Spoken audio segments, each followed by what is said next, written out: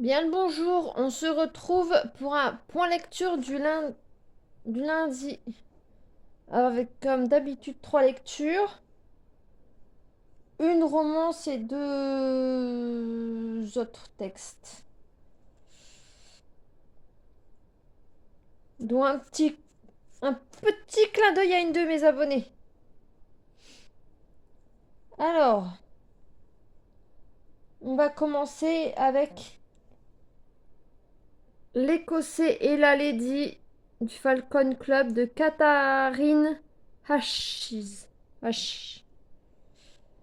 Alors, c'est une lady qui espionne des Écossais trop proches de la couronne. On a les personnages qui se retrouvent coincés dans une auberge par la neige à l'approche de Noël. C'est, Ça pourrait être considéré comme une romance de Noël parce qu'on a vraiment la décoration de la salle où ils se retrouvent coincés pour Noël, un petit repas de Noël. Mais après, la présence de Noël, c'est assez léger quand même, hein. Donc c'est à l'approche de Noël.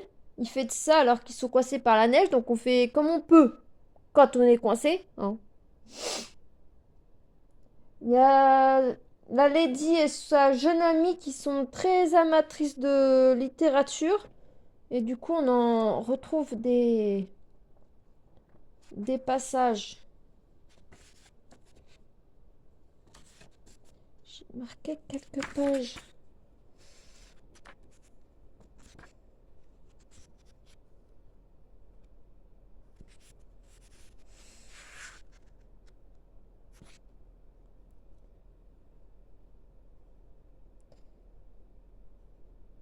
On a Racine avec Phèdre. On a le poète Burns. Ils se font des fripouilleries tout en parlant de poésie.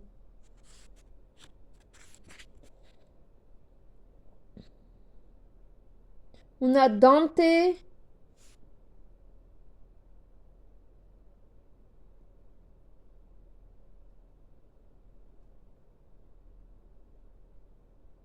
Voilà.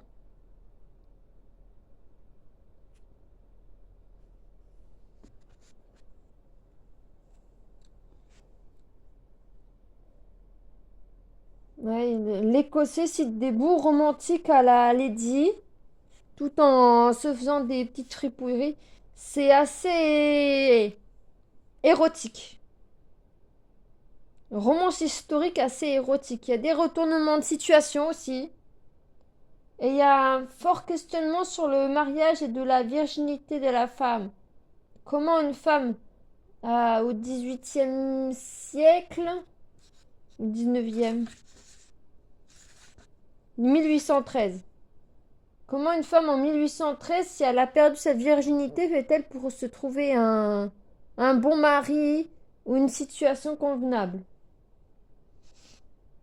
Si elle s'est laissée aller dans les bras d'un homme qu'elle croyait aimer mais qui ne lui rend pas en retour. Le roman tourne pas mal autour de cette question et autour de la question sur les Écossais trop proches des Français et qui pourraient trahir la couronne britannique. Après, malgré la présence de scènes explicites, il y en a plusieurs. Il y a plusieurs scènes explicites. Du coup, ce sera votre prochaine romance de Noël. Ça se lit bien après, hein. Quand je finis un livre, c'est que ça se lit. Surtout si je mets pas 3 semaines pour lire un livre de 300 pages.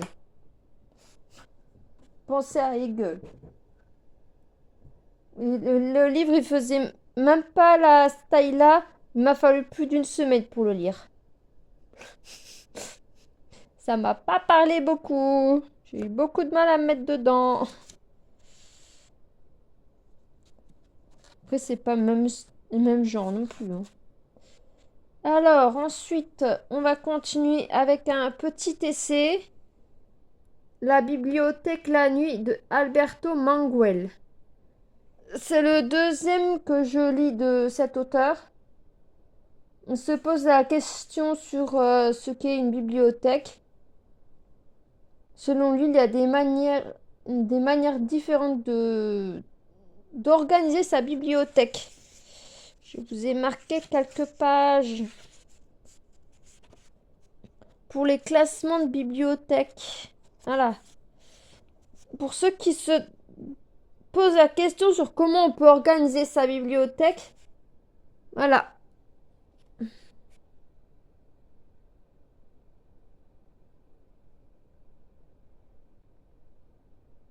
Voilà, ça vous donne un type de classement de bibliothèque plus ou moins fantaisiste. Elle doit suivre un code dont le code peut être compris de tous les usagers et qui est déterminé avant la mise en place des collections sur rayon. Le code de Way. Non, pas le code Miaou. Oui, il y a le chat qui est venu nous voir. Je viens de laver l'appartement, à part les chambres. Et du coup, il y a le chat qui est perdu.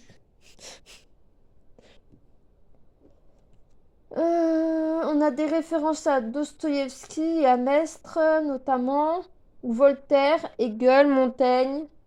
Enfin, tous les philosophes ou auteurs qui aimaient les livres, en général. Il aime autant les livres neufs que d'occasion. Il fait pas l'éloge du numérique. Hein. Si vous voulez une éloge de la liseuse ou de ce genre-là, faut pas compter sur Manguel. Il critique plutôt la numérisation et compagnie.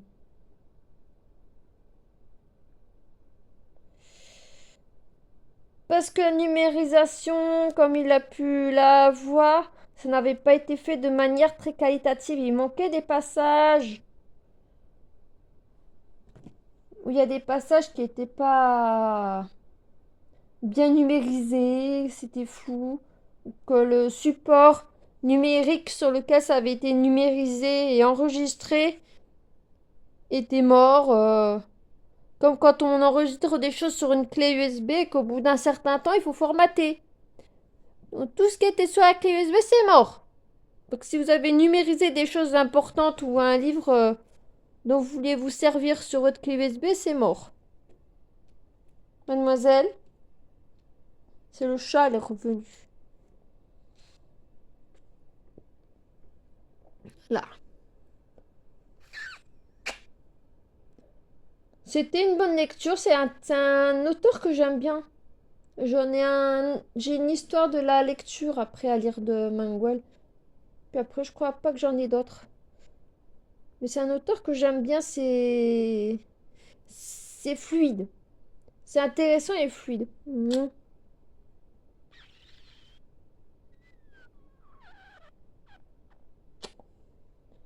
Oui, il y a tout le monde qui va voir que je t'aime, mon chat.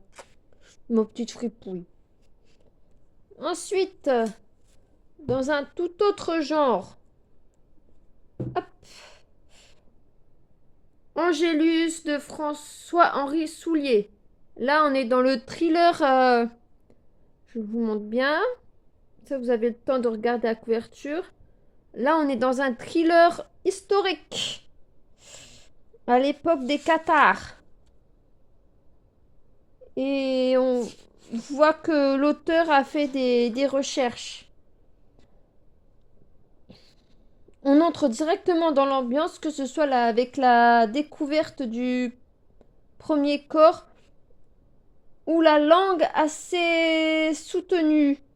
On a l'emploi de mots anciens et de conjugaisons anciennes aussi, sans que ce soit forcément vulgaire. Attends. Je vous ai marqué des pages pour vous lire. Alors.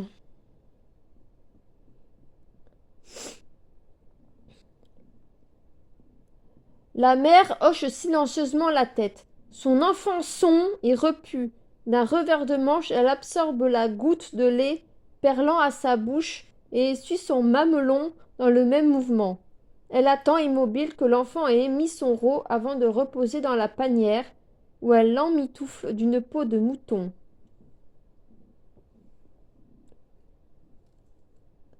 Vous avez des prénoms comme Bertrande. On a vraiment le texte des anciens temps avec le consolamente ou l'écuelle que j'ai placée sous sa couche prendra au piège de son miroir d'eau sa pauvre âme damnée. Dans 3 jours, j'irai la verser dans la rivière. Jusque-là, ne t'avise pas d'y toucher. Je reviendrai ce soir pour la veillée funèbre. Ça, c'est parce qu'il y a eu un décès plus ou moins naturel. Pas un meurtre dans ce cas-là. Parce que on a eu pas mal des meurtres. Tous ceux qui sont en lien avec l'abbaye pour la construction du bâtiment, la sculpture et compagnie, il y en a pas mal qui se sont fait assassiner.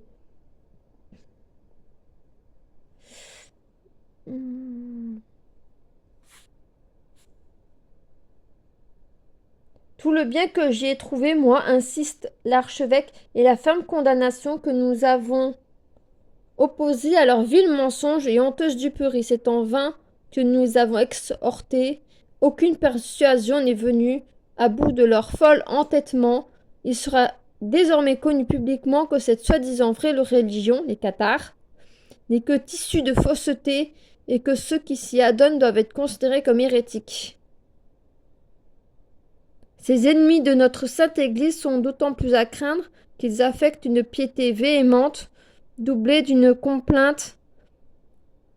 complaisante douceur, propre à émouvoir les cœurs simples. Et s'il ne s'agissait encore que du bas peuple, ce serait que moindre mal, mais il se trouve moult personnes dans la noblesse pour accorder crédit à ces fables diaboliques. C'est juste que les simples, les vrais chrétiens, comme ils les appellent, vivent de manière très simple. Ils ne mangent pas de viande, déjà.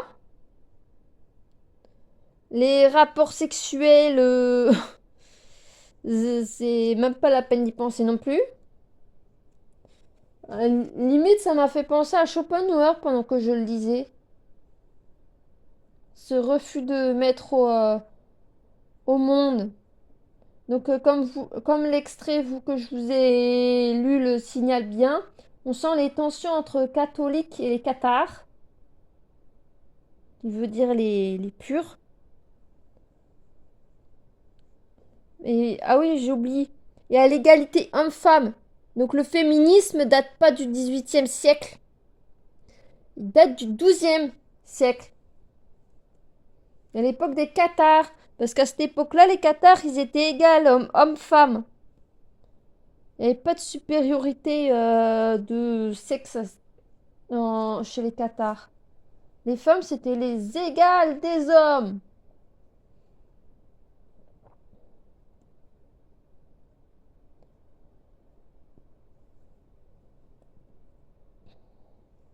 Là, le refus de mettre au monde fait penser à Schopenhauer.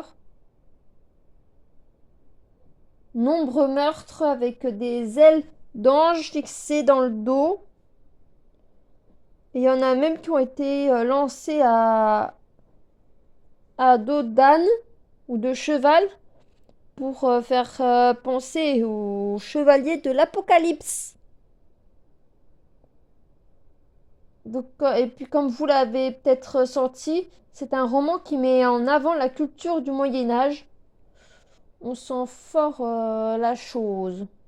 Et en plus qu'il y ait une tension entre catholiques et cathares, il y en a aussi entre le clergé et la noblesse qui veut plus de liberté et de pouvoir par rapport au clergé. Et il y a du chantage. C'est un texte où il y a pas mal de psychologie. C'était très intéressant à lire. C'est le genre de thriller historique que j'aime bien. Et c'est le petit clin d'œil à mon abonné. Ça vient de la bibliothèque de près de chez moi. Comme quoi, je lis pas forcément des livres qui sont que dans ma pile à lire. Et le prochain, bah, pour ce que j'ai lu, est terminé, c'est tout. Mais j'en ai un autre que j'ai entamé aussi, qui vient de la médiathèque départementale. Donc ça, c'est une petite surprise. C'est des livres que je n'ai pas dans ma palle, mais que j'emprunte à la médiathèque. Et du coup, ça fait des petits plus. Parce que là, honnêtement, j'aurais bien entamé ma palle de février. Même s'il me reste 2 livres pour janvier, je l'aurais bien entamé.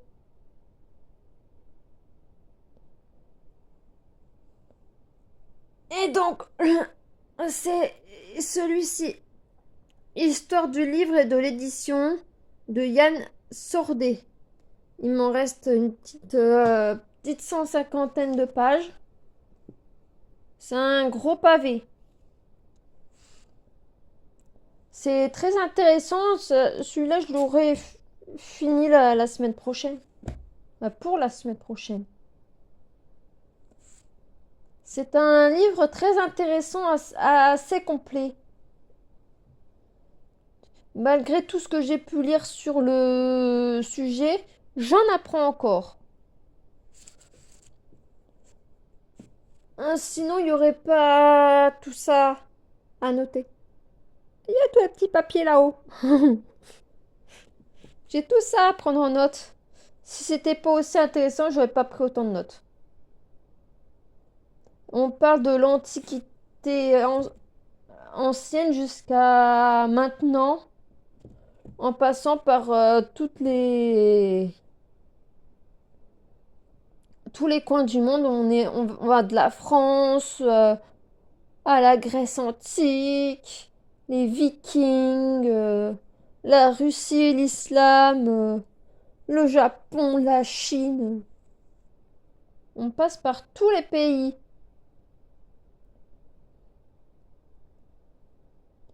Et l'histoire du livre est très fermement reliée à la politique, à l'histoire tout court.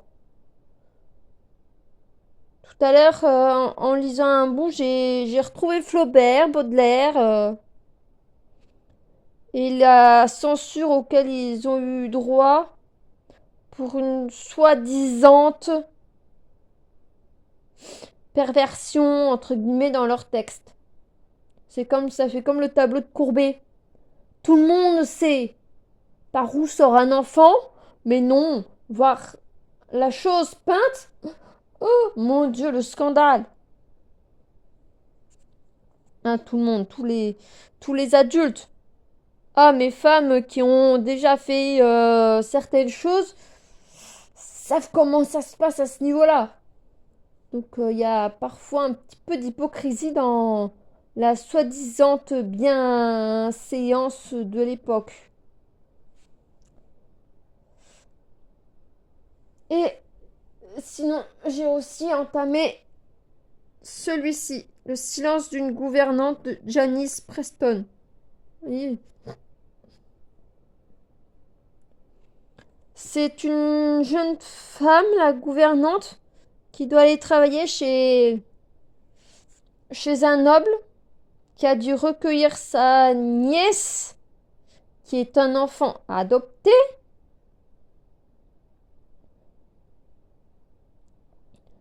La sœur et l'époux de ce noble ont adopté un enfant à sa naissance parce que la très jeune mère du bébé ne pouvait pas s'en occuper. Du coup, la sœur a adopté.